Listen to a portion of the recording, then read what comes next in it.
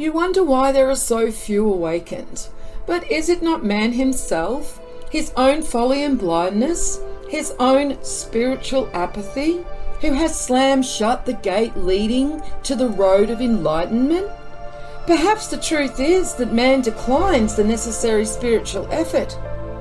It is your task to sound the awakening call, to rouse man from his spiritual drowsiness and stir him into action.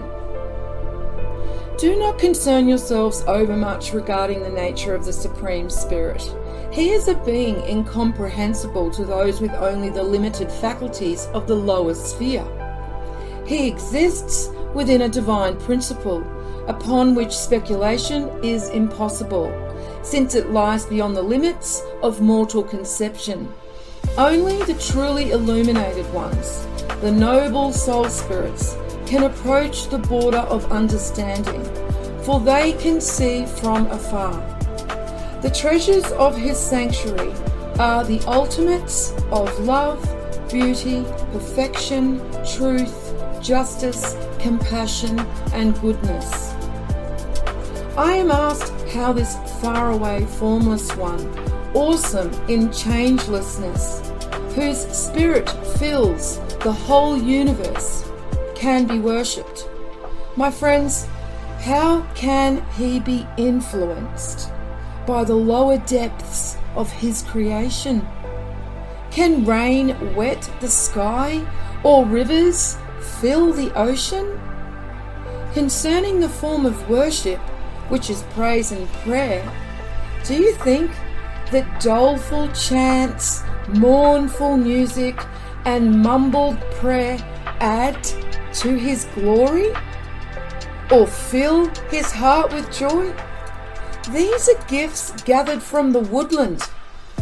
Far more acceptable would be a freely dedicated heart, purged of evil, the offering of a body wherein lust and unhealthy desires have been uprooted, the display of a mouth untainted by lewdness and falsehood, and the showing of integrity, honesty, and purity. True worship is the purification and elevation of the soul spirit, no more. All that purifies and elevates is worship. The purpose of worship is to arouse the soul spirit to wakefulness. It is companionship, unity of those serving a common cause. It is an act of mutual experience. It is not the servile humiliation of a slave before his master, but the linking of spirit with spirit. To act as men do when worshipping is to belittle the Supreme Spirit.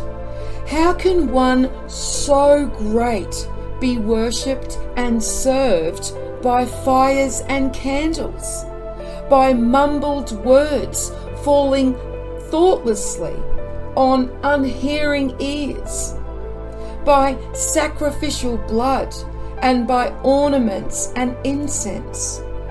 These things may serve a purpose in aiding man's awakening, but it is hypocritical to say they are necessary to the Supreme Spirit, and blasphemy to say he requires them from man. The Supreme Spirit rises above the thinking of man and says, if such things please man, then let the offerer become the recipient. Man has a material sounding board called the brain, which means a drum skin, and this is very apt. However, if it is battered with impure desires or taken over by worldliness, it thickens and becomes a barrier against the spiritual forces. The brain, made dense with insensitivity and calloused with wickedness, forms a door which closes out all things of the spirit and becomes the servant of the senses. It no longer admits the light and what light does penetrate becomes disguised and distorted into gloom. The door to the soul spirit becomes overgrown with weeds and brambles. The material and spiritual are separated by an immovable barrier, and the soul spirit slumbers while the body decays. While man turns his soul spirit outwards towards the elusive and deceptive world of matter and mortality, seeking fulfillment there, so long will he be unaware of his greater being. Here he will never find true contentment, and cut off from companionable communication with his true self, he will remain restless and dissatisfied. He will be always seeking for something, though he knows not what.